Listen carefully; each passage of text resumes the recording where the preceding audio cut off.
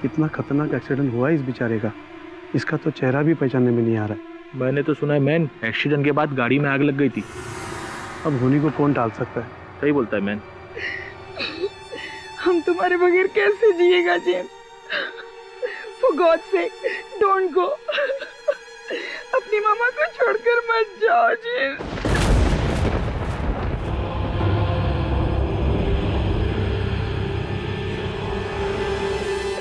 मामा आप संभालो अपने आप को, प्लीज डोंट क्राई। तुम रोएगा तो जेम्स की सोल को बहुत दुख पहुंचेगा। हमारा जेम्स नहीं मर सकता, कभी नहीं मर सकता। वो अपनी मम्मा को छोड़कर नहीं जा सकता, वो वापस आएगा।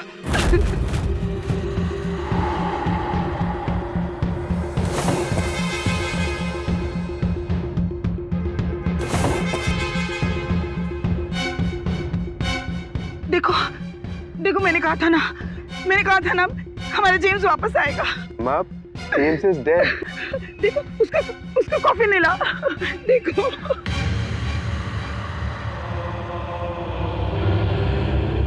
मामा प्लीज मामा, कॉफी अपनी जगह पे ही है। जेम्स अब वापस नहीं आएगा, ही इज डेड।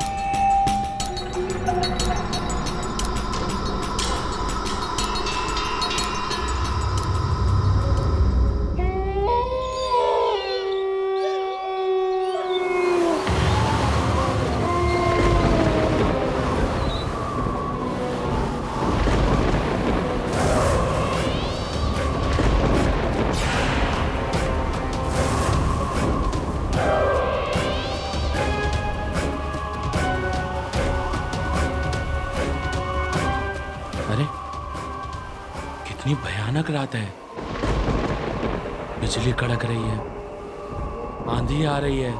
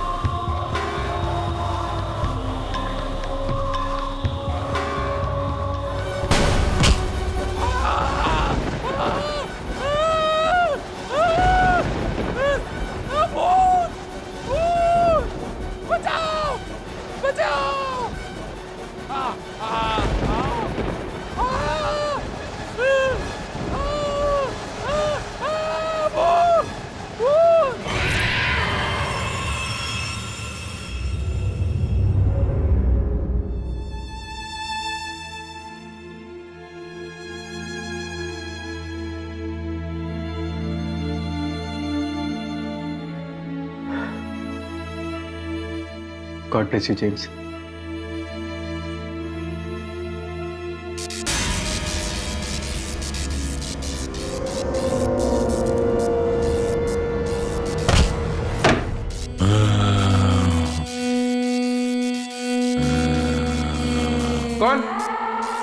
कौन हो तुम?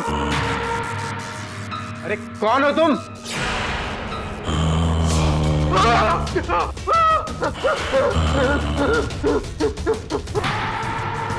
जेम्स, ये कैसे हो सकता है? तुम तो मर चुका है ना जेम्स, तुम ये क्या कर रहे हैं? बदला, अपनी मौत का बदला। ये कैसे हो सकता है? तुम तो एक्सीडेंट में मर चुके हो। एक्सीडेंट नहीं, खून। खून? तुम्हारा तो एक्सीडेंट हुआ था। किसने किया खून? विशाल। विशाल? क्यों? किस लिए? सारे जवाब perfect. Highway, garage, Bablu mechanic.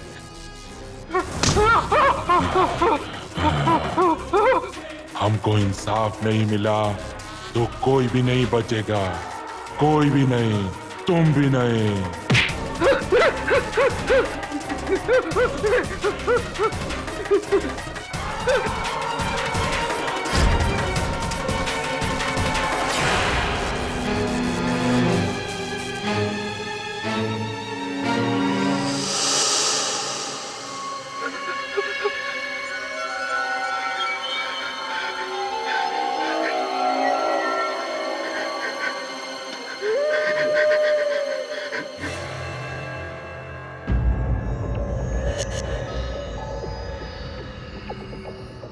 अच्छा,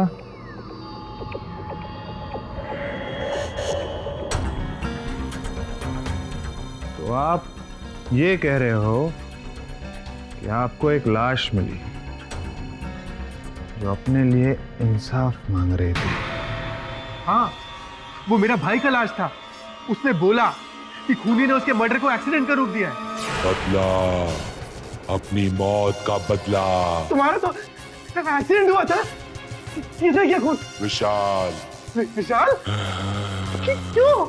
हाईवे, गैरेज, बबलू मैकेनिक। ए कदम, वो इंग्लिश पिक्चर में क्या कहते हैं चलते फिरते भूत को? ज़ॉम्बी। ज़ॉम्बी नहीं रे, ज़ोंबी। हाँ, तू राहो दे रे, तू गप। अरे मिस्टर अर्नोल्ड, रात के 1 बजे सर, क्यों आप हमारा टाइम वेस्ट कर रहे हो? आप जाओ। ताकि पागल दिख रहा है आपको कि इतनी रात गए फिल्म का स्टोरी सुनाने आएगा? अरे इंस्पेक्टर साहब, मैं सच कह रहा है। वो मेरा भाई का लाश था। खुद अपने पैरों पर चलकर आया था मेरे पास। देखिए मिस्टर अर्नोल्ड, आपके भाई की मौत हुई है, हम सभी को उसकी हमदर्दी है, लेकिन अगर आप ऐसे कहोगे कि एक लाश ने आकर उसके खूनी का पता बताया और हम उसे जाकर ढूंढे, तो ऐसे नहीं होगा। आप प्लीज जाइए। अरे इंस्पेक्टर साहब, उसने ये तक कहा था कि अगर उसको इंसाफ नहीं मिला ना तो इस शहर में आतंक। मेरे दिमाग का दही मत करो। ये लगे उन सारे। इंस्पेक्टर साहब प्लीज।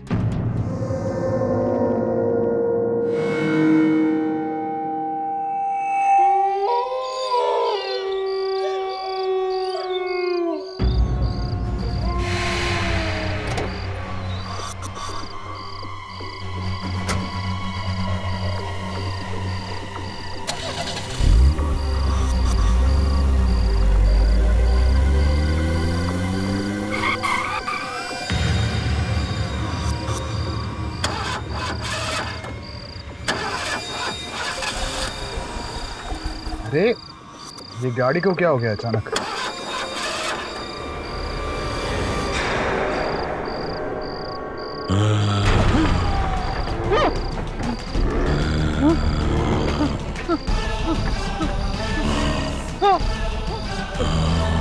कौन हो तुम? कौन हो? किताब! किताब! कौन हो तुम? मुझे इंसाफ चाहिए, मेरी मौत का बदला। मुझे छोड़ दो। मैंने कुछ नहीं किया, छोड़ दो। मेरे खूनी को पनिश, तब माफी। मेरी बात नहीं मानी तो तुम में से कोई नहीं बचेगा, कोई नहीं। इंस्पेक्टर साहब, मैं सच कह रहा है। वो मेरा भाई का लाश था।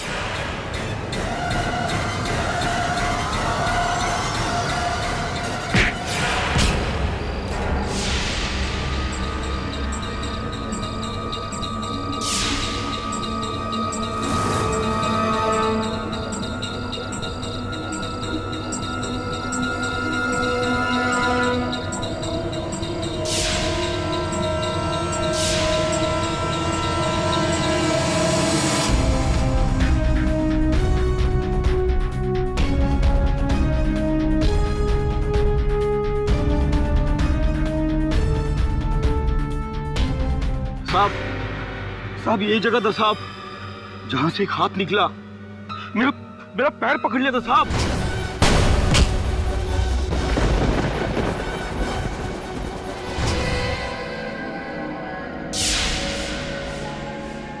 ये देखिए इंस्पेक्टर साहब, जेम्स के पैर का निशान।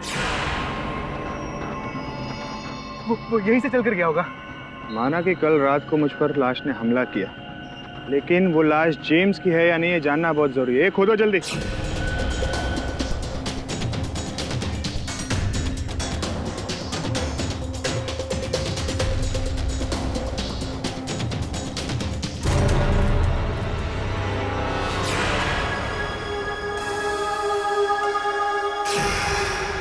देखा इंस्पेक्टर साहब, लाश गायब है। मैं आपसे बोला था ना, और आप मेरा बात पे यकीन नहीं कर रहे थे। अब जाइए और जाके उस मैकेनिक बबलू से पूछिए, और वो आपको बताएगा कि खूनी विशाल सिंह है। मुझे इंसाफ चाहिए, मेरी मौत का बदला। मुझे छोड़ दो। मैंने कुछ नहीं किया, छोड़ दो।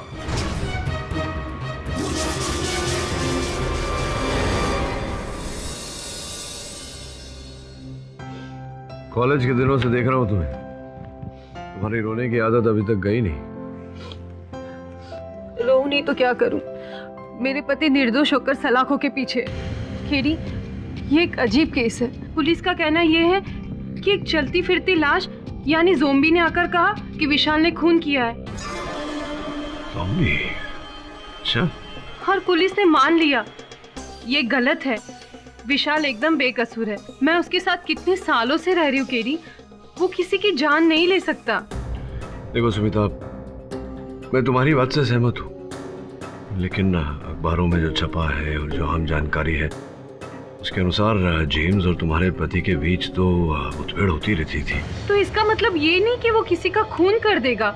सुमिता, कॉलेज में तो विशाल एक सभ्य लड़का था, लेकिन उसके पश्चात क्या क्या हुआ उसके साथ, ये जानकारी प्राप्त करना, इस केस की सच्चाई जानना मेरे लिए बहुत आवश्यक है। केडी, जो भी करना है जल्दी करो, विशाल के पास समय बहुत कम है। चिंता मत करो सुमिता, मुझे इस केस की छानबीन करने दो, और अगर मैंने पाया कि विशाल निर्दोष है तो तुम इस केस की पहली सुनवाई में केडी पाठक को विशाल के पक्ष में खड़ी देखोगी। योर ऑनर, जेम्स पार्कर की मौत का ये केस है, बाकी केसेस से काफी अलग है। It is quite interesting. 4 दिसंबर 2013 को जेम्स अपने काम से अपनी कंपनी कार में मुंबई से पूना जा रहे थे। अचानक उनकी गाड़ी की ब्रेक फेल हो गई और मौके पे ही जेम्स की मौत हो गई। अब इंटरेस्टिंग बात यह है कि ये मौत एक एक्सीडेंट की वजह से नहीं हुई, ये एक वेल प्लान्ड मर्डर था जिसे एक्सीडेंट का रूप दिया गया था। और मैं अदालत को ये बात साबित करके रहूंगी कि मिस्टर विशाल सिंह ने मिस्टर जेम्स पार्कर को कितनी चालाकी से मौत के घाट उतारा है। हेलो बबलू। हाँ साहब। हाँ, तुम्हें एक खास काम करना है और उसके पैसे मैं तुम्हारे घर भिजवा रहा हूँ। ठीक है साहब, हो जाएगा।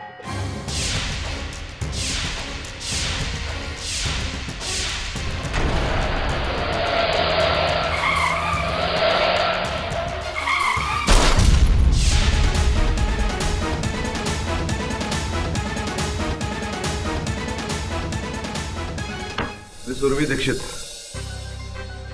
सर्वप्रथम कृपया ये बताएं कि ये जो आपने अभी कहा, ये जानकारी कहाँ से प्राप्त हुई है आपको? क्या मतलब है आपका?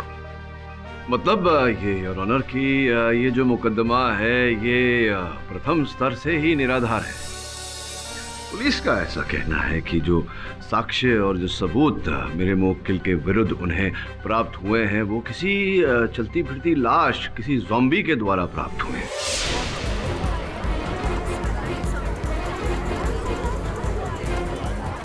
Order order, silence in the court please. Your honour, सबूत तक पहुंचने की वजह जरूरी नहीं है, मेरे ख्याल से सबूत जो है वो जरूरी है। नहीं तो क्या कहना चाहती है आपकी अदालत जो भूत प्रेत चलती फिरती लाशों में नहीं मानती, वो किसी ज़ॉम्बी की, किसी चलती फिरती लाश की कथन को दर्ज करके उस पर मुकदमा खेले? ये मेरे मुवक्किल को फंसाने के लिए एक गहरी चाल है। लाश है, हमारा भाई हमारे पास खुद चल कर आया था। शांत हो जाइए आप। आपको जो भी कहना है कटघरे में आकर कहिए। जज साहब, हम अपना भाई को अच्छे से पहचानते हैं। वो हमारा भाई जेम्स ही था जो उस रात घर के अंदर आया था। तुम्हें क्या करना है तुम? बदला, अपनी मौत का बदला। इसे क्या खून? विशाल,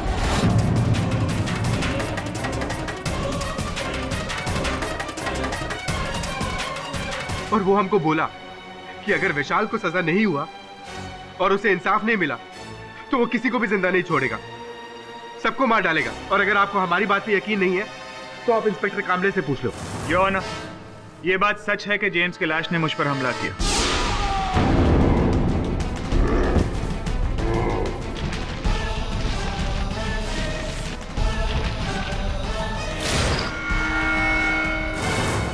ये देखिए, ये उसके पंजे के निशान।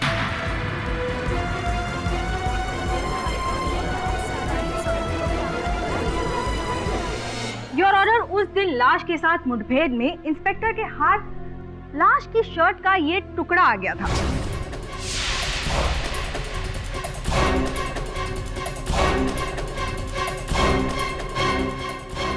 और तहकीकात से पता चला है कि ये वही शर्ट का टुकड़ा है जिसमें जेम्स पार्कर को दफनाया गया था। और योर ऑनर, सिर्फ इंस्पेक्टर पर ही नहीं बल्कि ग्रेवयार्ड के गार्ड पर भी हमला हुआ है। हाँ साहब, उस दिन रात में अपनी आंखों से देखा, कब्र में से एक हाथ निकला।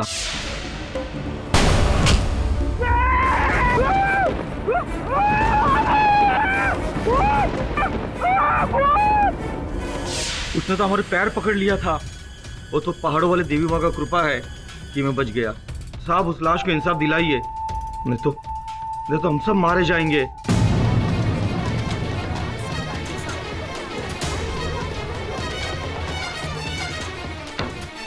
चिंता मत करो ललन, जो दोषी है उसे दंड अवश्य मिलेगा। योर ऑनर, अभियोग पक्ष के तीनों साक्षी वही कह रहे हैं जो मैं कह रहा कि ये जो कथन है जिसके आधार पर ये केस लड़ा जा रहा है वो एक चलती फिरती लाश का कथन है। योर ऑनर, वकील तो मैं भी हूँ और मैं भी चलती फिरती लाश वगैरह जैसी चीजों में विश्वास नहीं रखती, लेकिन ये लाश या जो कुछ भी है उसने हमें सच्चाई से अवगत किया है और इस बात को नकारा नहीं जा सकता। I object your honour. एक व्यक्ति जिसे दफना दिया गया, उसकी देह का, उसके शव का प्रकट होना और आकर कथन देना, ये इस बात को प्रमाणित करता है योर ऑनर की ये किसी का रचा हुआ षड्यंत्र है मेरे मुवक्किल के विरुद्ध। मैं अदालत से निवेदन करता हूं कि मेरे मुवक्किल को बरी कर दिया जाए, इस केस को खारिज कर दिया जाए। योर ऑनर, कभी कभी सच्ची चीजों के लिए भी उंगलियां उठती है और मैं ये बात साबित कर सकती हूँ कि मिस्टर विशाल सिंह ने मिस्टर जेम्स पार्कर की हत्या की है। Objection overruled. मिस्टर केडी पाठक, ये अदालत भी इस बात को समझती है कि कोई चलती फिरती लाश नहीं होती है, लेकिन अगर मिस्टर जेम्स पार्कर का कोई कातिल है तो उसे सजा तो अवश्य मिलनी चाहिए। इसलिए आप दोनों इस बात पर बहस ना करें तो अच्छा है, क्योंकि ये केस सबूतों के आधार पर लड़ा जाएगा। इस केस की आगे की कार्रवाई जारी की जाए। Thank you your honour. Your honour, अब मैं अदालत में ये बात साबित करना चाहूंगी कि mister Vishal Singh mister James Parker को क्यों मारना चाहते थे। मिस्टर विशाल, आप रिया सक्सेना नाम की औरत को जानते हैं? मुझे नहीं पता। योर ऑनर, बहुत ही इंटरेस्टिंग स्टोरी है विशाल की।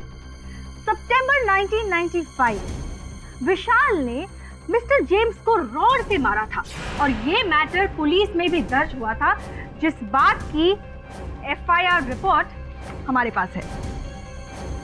योर ऑनर, जो इंसान अपने होश खोकर किसी की जान लेने की कोशिश कर सकता है वो किसी की जान ले क्यों नहीं सकता? मिस दीक्षित, जिस समय की आप बात कर रही हैं उस समय मेरे मुवक्किल कॉलेज में थे और कॉलेज में योर ऑनर अल्हड़ उम्र होती है। इस उम्र में ऐसी भूल हो जाती है, हम सब से कहीं ना कहीं हुई। चलिए आपको समझदारी की उम्र की एक बात बताते हैं। योर ऑनर, जेम्स और विशाल दोनों की इंसिडेंटली एक ही कंपनी में नौकरी लगी। अब अपनी काबिलियत की वजह से जेम्स कुछ ही समय में मिस्टर विशाल के बॉस बन गए। कैसी बातें करती हो स्मिता? तुम्हारे बर्थडे पे तुम्हें डिनर पे नहीं लेके जाऊंगा तो पड़ोसन को लेके जाऊंगा क्या? रेडी रहो, 1 घंटे में आ रहा हूँ। बाय। अरे इतनी जल्दी तुम कहाँ जा रहे हो? मुझे कहीं जाना है जेम्स। जेम्स नहीं, सर बोलने का। तुम्हें पता नहीं मैं तुम्हारा बॉस हूँ? I am sorry sir. Very good. अच्छा, मिस्टर रेड्डी के फाइल का क्या हुआ? वो तो मंडे को प्रेजेंट करना है, मैं कल रेडी कर दूंगा। No no no no no, मुझे फाइल आज ही कंप्लीट चाहिए। लेकिन जेम्स, सर मेरी वाइफ का बर्थडे है आज। तो क्या हुआ? ऐसा करो, तुम रिजाइन दे दो और वाइफ के साथ बर्थडे बनाओ। विशाल, तुमने जो कॉलेज में सर पे रॉड मारा था ना, उसका दर्द मुझको आज तक याद है। और मैं जैसे बोलता हूँ वैसे ही करो। मुझे 1 घंटे में फाइल रेडी चाहिए, ऑन माई टेबल, समझे?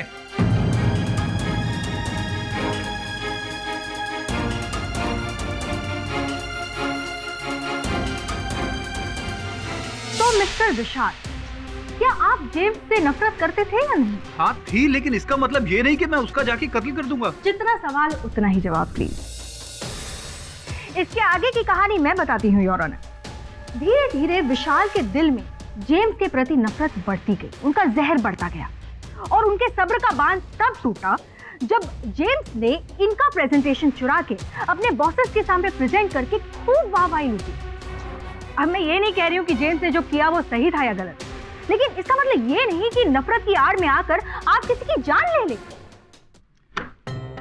योर ऑनर, अभी अभी जिस घटना का वर्णन उर्मी जी ने किया, ऐसी घटनाएं तो हर ऑफिस में घटती रहती हैं। ये साधारण बात है। इसका ये अर्थ नहीं है कि मेरे मुवक्किल ने जेम्स की हत्या कर दी। अगर कुछ बताइए, क्यों मेरे मुवक्किल हत्या करना चाहते थे? किस प्रकार से उन्होंने हत्या की, जबकि हम सब जानते हैं कि ये एक सड़क दुर्घटना थी। योर ऑनर, मैं इसी बात पर आ रही हूँ कि ब्रेक्स किसने और क्यों फेल की, और इसके लिए मैं परफेक्ट हाईवे गैराज के मैकेनिक मिस्टर बबलू को कटघरे में बुलाने की इजाजत चाहूंगी। बताइए, आप मिस्टर विशाल को कब से जानते हैं? यही कोई 5 बरस से मैडम। विशाल साहब जिस कंपनी में काम करते हैं, जीटी इंजीनियरिंग, उस कंपनी की सारी गाड़ियां हमारे पास ही सुधरने के लिए आती हैं। अच्छा, आप बताएंगे कि 3 दिसंबर को, यानी कि हत्या के 1 दिन पहले, मिस्टर विशाल ने आपको फोन किया था, उस कॉन्वर्सेशन के बारे में हमें बताएंगे? उस दिन मेरे पास विशाल साहब के 2 फोन आए थे मैडम। पहला फोन तो गाड़ी में क्या क्या ठीक करना है विशाल साहब ने ये बताया था, और फिर थोड़ी देर बाद दोबारा दूसरा फोन आया था। बोलो विशाल साहब। तुमसे एक बात कहना तो मैं भूल ही गया। गाड़ी की सर्विसिंग के बाद उसकी ब्रेक्स को कुछ इस तरह खराब करना कि वो 30-40 किलोमीटर के बाद फेल हो जाए। ये कौन सा गड़बड़ काम करा रहे हो हमारे से विशाल साहब? और सवाल मत करो, तुम्हें इस काम के अलग से 50,000 मिल जाएंगे। 50,000? कुछ क्लेम का प्रॉब्लम है। ठीक है विशाल साहब, गाड़ी भेज दो, आपका काम हो जाएगा।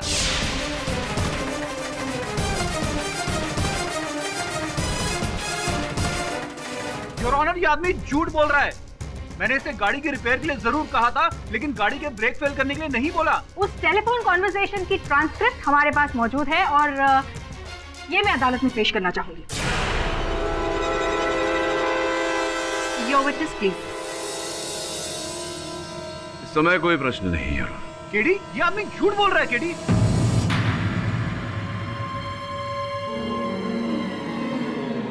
योर ऑनर, कहानी, मेरा मतलब है केस को आगे बढ़ाते हैं। अब मैं जेटी इंजीनियरिंग प्राइवेट लिमिटेड के उस ड्राइवर को कटघरे में बुलाना चाहूंगी जो अक्सर कंपनी की गाड़ियां कंपनी से गैराज तक लेकर जाता है रिपेयर वगैरह के लिए। शेखर, तुम्हें किसने कहा था कि गाड़ी को सर्विसिंग के लिए बबलू के पास लेकर जाओ? जी, विशाल साहब ने कहा था।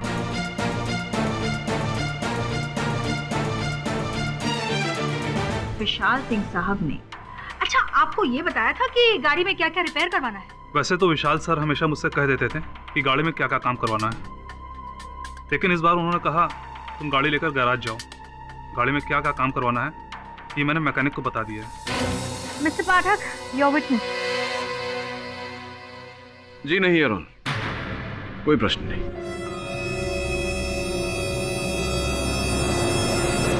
योर ऑनर, अब मैं जेटी इंजीनियरिंग लिमिटेड के एचआर मैनेजर मिस्टर ऋषभ को कटघरे में बुलाने की इजाजत चाहूंगी।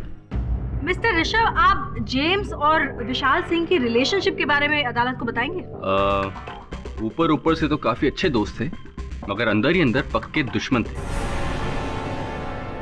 जब भी मौका मिलता तब दोनों ही एक दूसरे को नीचा दिखाने का कोई मौका ही नहीं छोड़ते थे। योर ऑनर, अब मैं इस कहानी का एक और अंश अदालत को बताना चाहूंगी।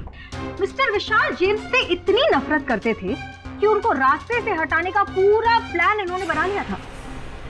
ऋषभ, आप मुझे उस टेलीफोन कॉन्वर्सेशन के बारे में बताइए जो हत्या के एक दिन पहले मिस्टर विशाल ने आपको किया था। जी हाँ, जरूर।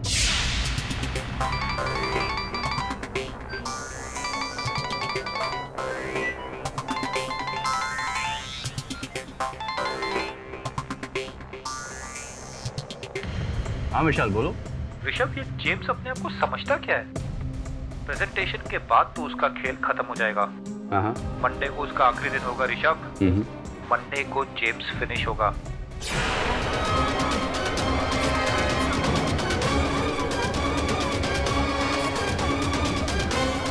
मिस्टर विशाल, क्या आपने ऋषभ से ये सारी बातें की थी? जी हाँ बोली थी, लेकिन इसका मतलब ये नहीं कि देखो विशाल, यहाँ झूठ बोलने की कोशिश मत करो। और शायद तुम भूल रहे हो कि मैं इस कंपनी का HR मैनेजर हूँ और सबसे की हुई बातें मैं रिकॉर्ड भी करता हूँ बॉस को सुनाने के लिए। क्या बात है, तो बड़े चतुर हैं Rishabh ji. Thank you sir. अपने उच्च अधिकारियों को सुनाने के लिए लोगों की वार्तालाप रिकॉर्ड करते हैं। अब सर, HR का तो काम ही यही होता है, अपने सारे एम्प्लॉयज की डिटेल्स को अपने पास रखना। मैं तो बस अपना काम कर रहा था सर। अच्छा। चलिए, अद्भुत। तो एक बार आपकी और विशाल के बीच जो वार्तालाप हुई थी वो सुनाएंगे? जी हाँ जरूर, सुनाइए। 1 मिनट।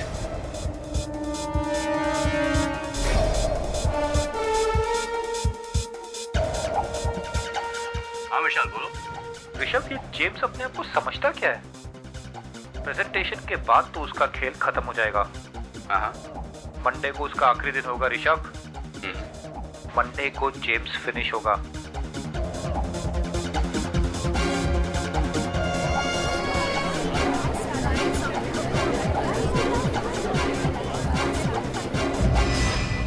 धन्यवाद ऋषभ जी। योर ऑनर, जैसा कि हम सब ने रिकॉर्डिंग में सुना, जो वाक्य कहे गए थे वो कुछ ऐसे थे कि कल उसका खेल खत्म होने वाला है, कल ऑफिस में उसका अंतिम दिन होगा, ना कि इस जग में उसका अंतिम दिन होगा। योर ऑनर, तो इन वाक्यों से मुझे नहीं लगता कि यहाँ कोई किसी की हत्या करने की बात कर रहा है। I object your honour.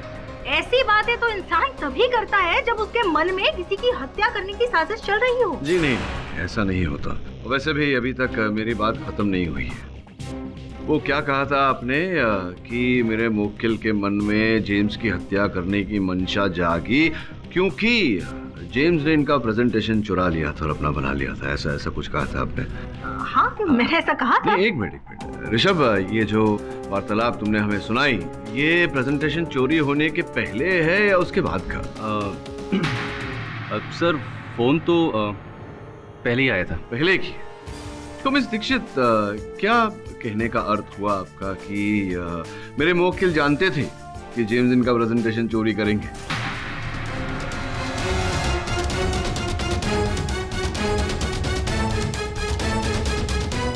Your honour, ऐसी परिस्थिति में ऋषभ जी की बात मानकर मेरे मुवक्किल पर आरोप लगाना ये उचित नहीं होगा। और बबलू की बात, उस ड्राइवर की बात?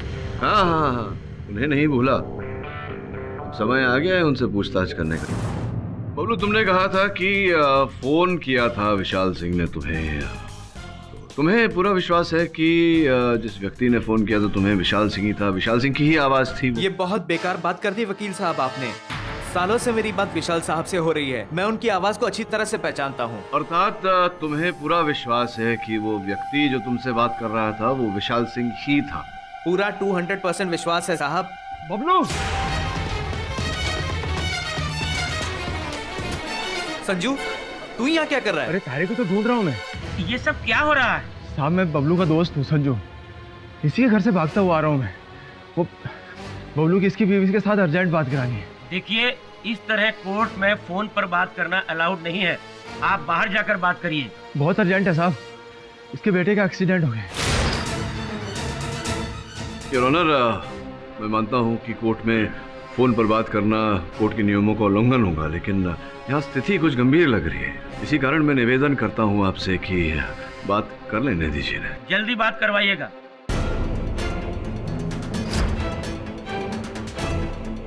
हेलो, क्या बोल रही है तू?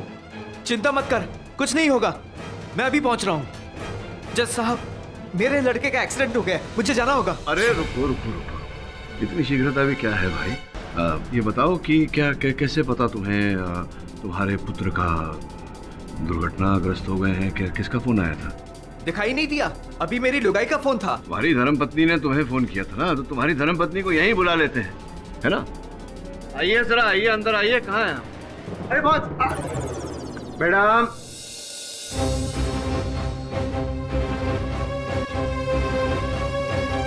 ये लीजिए, आ गई आपकी धर्मपत्नी। नहीं, ये मेरी लुगाई नहीं है।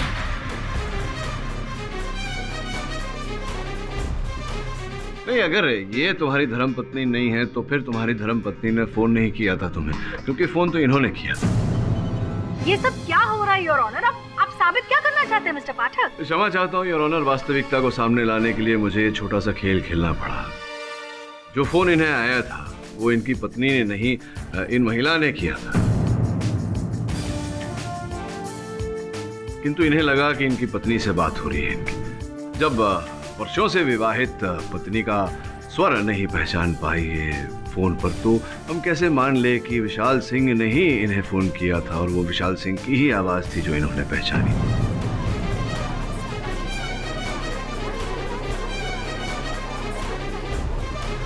मिस्टर केडी, आगे से आप ऐसा कोई काम न करें जो अदालत की मर्यादा के विरुद्ध है। क्षमा चाहता हूँ। केस की कार्रवाई आगे बढ़ाई जाए। योर ऑनर, बबलू विशाल की आवाज पहचाने नहीं पहचाने, लेकिन कंपनी रिकॉर्ड से क्लियरली प्रूव होता है कि ये कॉल विशाल ने ही बबलू को किया था।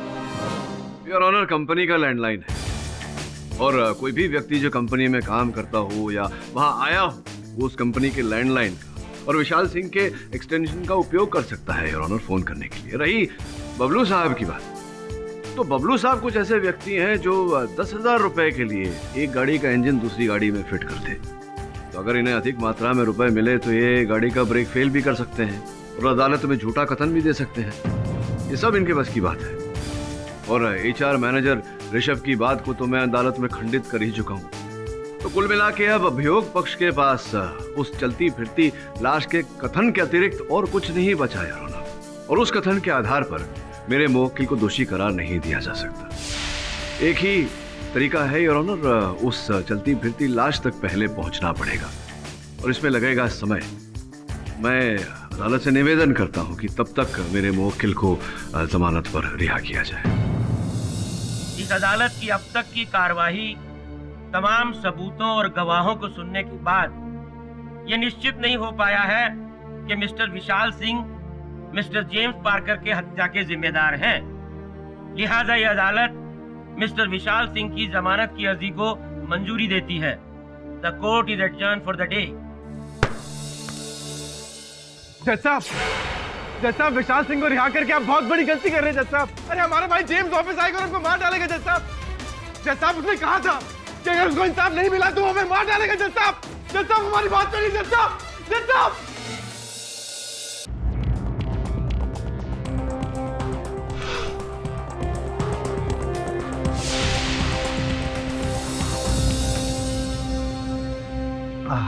गरम चाय। वरुण भाई, क्या पढ़ रहे हो? ज़ॉम्बीज़ के बारे में। अरे वरुण भाई, ऐसा भूत के बारे में काय को पढ़े ले हो? भूत को इतना भाव नहीं देने का, पता है काय को? भूत को इतना भाव देंगे ना, भूत आएगा रात को तुम्हारे पास।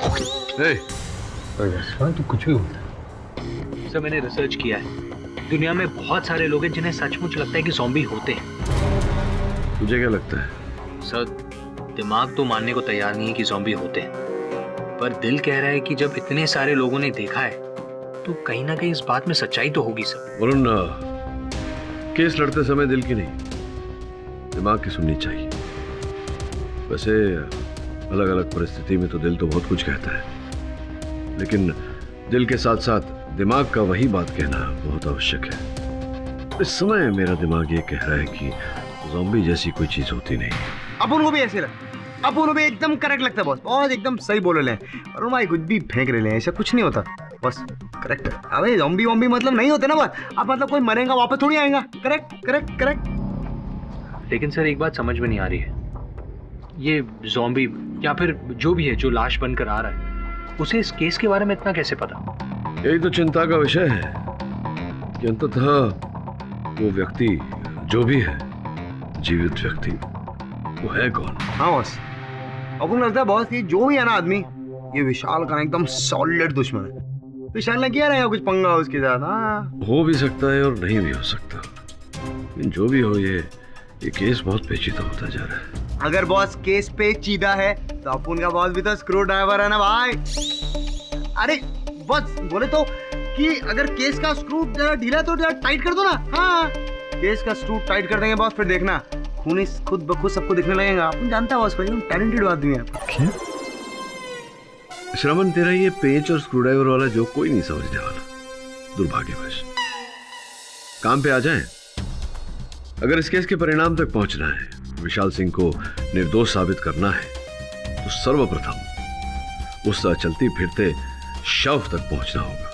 मतलब अब ऐसा दिन आ गया अपन लोगों का, अपन लोगों को मुर्दी लाश को ढूंढना पड़ेगा क्या? तो क्यों नहीं ये काम हम श्रवण को दे? हाँ सर, लाश ढूंढने का काम श्रवण को ही मिलना चाहिए। काय को अपन नहीं जाएगा, अपन नहीं जाएगा कोई मुर्दा ढूंढने। अपन को लगता है अपन गलत लाइन में आ गया बस। अच्छा तो ठीक है, तो फिर आज से तू हमारे दल में नहीं। अपन है ना आपकी टीम में। बस जय हो बॉस की, अपन है आपकी टीम में। तो फिर टीम वर्क तो करना पड़ेगा। तो वरुण, इस केस के जितने पहलू हैं उन्हें हम अलग अलग करके संभालेंगे और उन पहलुओं पर वो पहली नजर डालेंगे। हो सकता है जो उस समय नहीं दिखा हमें अब दिख जाए। क्या हुआ विशाल, तुम कुछ परेशान लग रहे हो? नहीं, बस ऐसे ही सोच रहा था। आप कुछ मत सोचिए, मेरी केडी से बात हुई है, उसने कहा है बहुत ही जल्दी असली खूनी सामने आ जाएगा। बात वो नहीं है स्मिता, मेरे दिमाग में जेम्स के भाई आर्नोल्ड की चीखें अभी तक गूंज रही हैं। उसने कहा था जेम्स आएगा, किसी को नहीं छोड़ेगा। ओहो विशाल, तुम भी इतने पढ़े लिखे होकर ऐसी दकियानुसी बातों पे विश्वास करते हो। ट्रस्ट मी, कोई लाश नहीं है, कोई नहीं आएगा।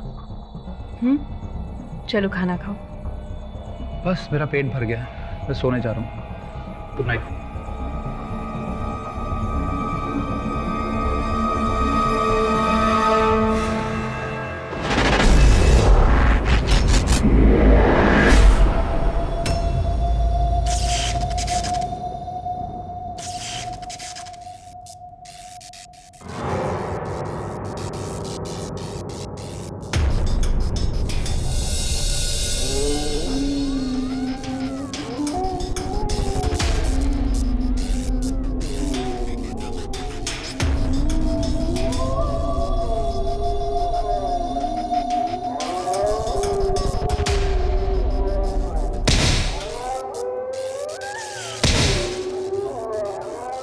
इतनी रात को कौन आया होगा?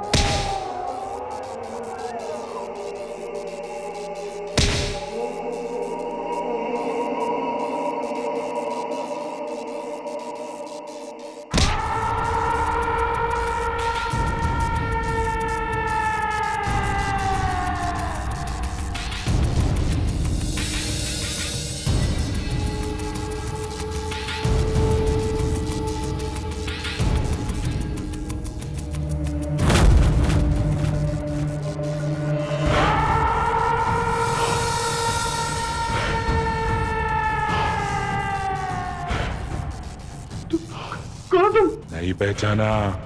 जेम्स? हाँ मैं। क्या चाहिए तुम्हें? इंसाफ चाहिए, अपनी मौत का बदला।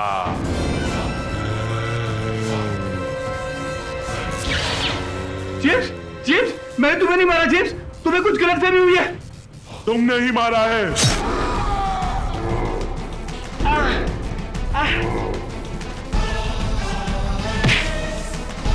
विशाल,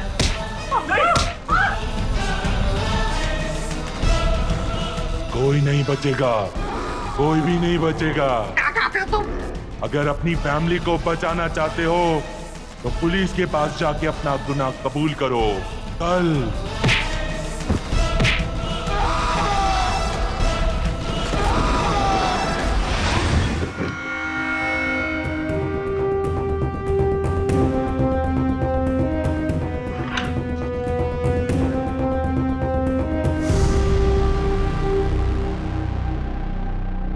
विशाल, तुमसे बात करने आया हूं मैं। केडी, तुम चले जाओ यहाँ से। मुझे किसी से कोई बात नहीं करनी है। देख विशाल, मैं यहाँ तेरे वकील नहीं, तेरे दोस्त की हैसियत से आया हूँ। तो दोस्त होने के नाते मुझे ये जानने का अधिकार है कि सुमिता मेरा फोन क्यों नहीं उठा रही, और तो दोषी ना होते हुए भी अपने आप को दोषी क्यों बोल रहा है? किसने कहा तुमसे कि मैं बेकसूर हूं? मैं नहीं मारा जेम्स को, मैंने ही बबलू मैकेनिक को बोला था उसकी ब्रेक्स काटने को। अच्छा, तूने किया ये सब, तो पहले क्यों बोला कि तूने नहीं किया? मैं इस बारे में कोई बात नहीं करना चाहता हूं।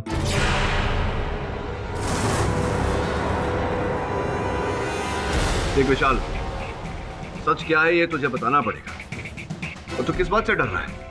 मुझे लग रहा है तू किसी के दबाव में आकर झूठ बोल रहा है। क्या बात है, बता। क्या करोगे सच जान के तुम? हाँ, मैं सारी दुनिया के सामने बोल चुका हूं कि जेम्स को मैंने ही मारा है, और 4 दिन बाद अदालत में भी यही बोलने वाला हूं।